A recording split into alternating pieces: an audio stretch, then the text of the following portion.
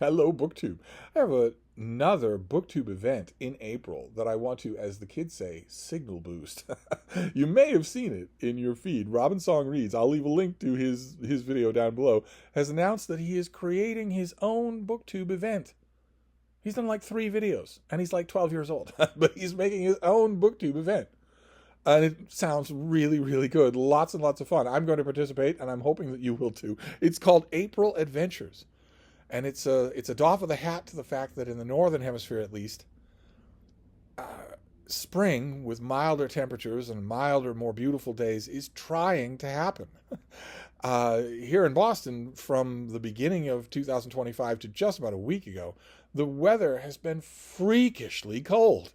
The kind of cold where you don't just comment on it to your fellow churchgoers in the parking lot, but where if you are out in it for longer than a minute and a half, your life is in danger. And it's been much worse than that in the upper Midwest and in southern Canada. So we didn't even get it as bad as it was. I know that that will abate. I know that it will. And that it naturally lends itself to an idea of going out and about, of exploring. So young Denson has come up with 3 prompts for his inaugural BookTube event, April Adventures. Prompt number 1 is read an adventure book, here defined as a book in which the principal characters move geographically from one place to another over the course of the book, facing genuine risk along the way. So this description indicates 2 things to you. One is that, as Denson points out himself, something like the Canterbury Tales is probably out of the question. There has to be some what was it again? Genuine risk involved. And the second thing that the wording of this prompt tells you is that no matter how much he's fooling around with plants and keyboards now, Robin Song Reads is destined for corporate law. But as long as we've got him, we should hold on to him. So that's prompt number 1, which is to read an adventure book. My natural thought was to reread all sorts of adventure books that I have here, either on my shelves or on the iPad. I have tons of them. And quite a few of them I have not reread in some time. It has been 5 years, for instance, since I reread 7 Pillars of Wisdom. Arguably the greatest adventure book of them all. It's been a long time since I did that. It's been a long time, 2 or 3 years since I read Halliburton. That was my first thought. Then I thought, well, no, at the Brattle, in the sale lot, how many adventure books do you come across that you haven't read? Surely it's in the essence of April Adventures that you not only read an adventure book, but you read something new to you, something that is in itself an adventure. So that's what I'm going to do. I think I'm going to hold off on rereading adventure in favor of reading new adventure stuff. And then prompt number 2 is read a book outside your wheelhouse or normal rotation of favorite genres. This is a little tricky for me. It's not only a little tricky to do, it's also a little tricky to talk about without sounding like the god of all fatuous morons, because I read a lot and I have a pretty wide reading ambit. The types of books that I don't read, that I pointedly don't read, are usually noxious. I'm not usually doing it because I've got a pinky in the air. I'm saying, oh, I don't like that. Oh, I don't care for it. I read a lot of indie stuff. I read a lot of stuff that you wouldn't think I read and write about it every day. 1 review every day of business memoirs, or You've Got to Eat to Stay Hungry, or religious memoirs. I talk to Jesus in my bathtub, or that clouds are angels and I can prove it, or whatnot. I not only read a book like that every day, I write about a book like that every day. So there's, at first blush, this prompt is a problem because it's hard for me to find something that's outside of my wheelhouse is pretty broad. But I bet I can do it. I bet I can. Again, I bet the used bookstores that I encounter in the next week, I will stock up for this week for April Adventures. I kind of think I won't use anything here for this. I kind of think that I will use this as an excuse, a flimsy excuse, to go book shopping. At $1 a book, I can risk it. But the key to this one is to read something that is in itself an adventure for you. Something that where you don't know the landmarks and you're not sure of the outcome, which is always healthy for readers to do, very much including me. And then prompt number three is such a young person's prompt. I love it. Have an adventure of your own. Go out hiking, camping, take a walk in the neighborhood to a place you've never been, or even do something outside your daily routine in your own house.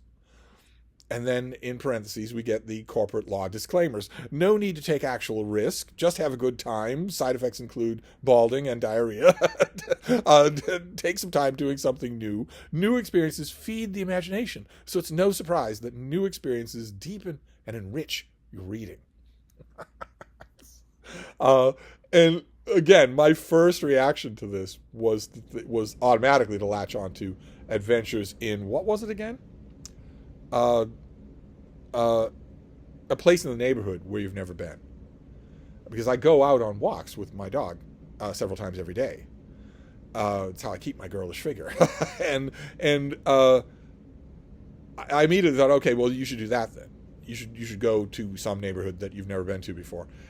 I could do that in April, but it would require a lot of travel. I would have to get on the subway to do that. Because it's not just that I walk several times a day all over creation with this little dog who bustles along right next to me. It's also that I did that for 15 years before she was born with 2 other dogs. And for 16 years before that, in the same place, the same general area, with a bunch of beagles. You cover a lot. When you do that several times a day, day in and day out, over and over again for 30, 40 years, you cover a lot of ground. I do anyway.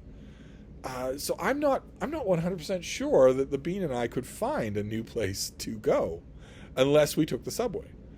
Would you like to take the subway, baby? You weren't a fan of it the last time we tried it. But she might be, she's a little older now. She might be willing to try the subway and go somewhere new. But there's also a different place in your house, which automatically opens up possibilities for filming. I could film in different locations here at Hyde Cottage, locations where I've never filmed before. That might be a bit of an adventure. This is neat. This aspect. Now, for this third prompt, I love it, and I want to urge you all to do it. Robin Song Reads didn't tag anybody or include anybody in this event, but he did list a bit of BookTube royalty, and also yours truly. I'd like everybody to get involved here for April Adventures. And also maybe, no strong arming, but it might be nice if Robin Song Reads' channel got to 500 subscribers. That might be nice. But this third prompt just brings it alive for me. So no matter what I do, whether it's film in a different location here in this building, a whole bunch of locations in this building, plenty of them I haven't filmed in, or whether or not I go somewhere else, somewhere new, somewhere that maybe I'm not thinking of the right place, or maybe the Bean and I just need to go a little further in one direction or another, maybe further than we've ever been, further than my girls ever went with me, further than my boys ever went with me. Maybe that's possible to do in an afternoon. I bet when the weather gets warmer, that will be possible. Either way, no matter what I decide to do, I'm going to film it. So there are going to be videos of April Adventures. And I hope you do too. But in the meantime, not only, in the meantime, whether you go on a physical adventure or not, you should go to Robin Song Reads' channel, tell him you're on board for April Adventures, and tell him what. Do you know what you're going to read? Do you know what kind of thing you're going to read? Second one takes some thinking about for me, but maybe not for you. Maybe you're a narrower reader. Maybe you only read fiction. I'd love to hear it myself, but he's a small, young channel. Probably, as much as I would like to urge you to leave your comments on this channel, on this video about what you're going to do, because I'm nosy and I want to know what you're going to do, maybe better to go to his channel and leave all those comments, right? I can read them there. All I have to do is hold my nose and go to his channel. But anyway, another April event. Adventures in April. What a wonderful idea. So I'll wrap this up for now. I hope you all join me, and I'll be back. Thank you, BookTube.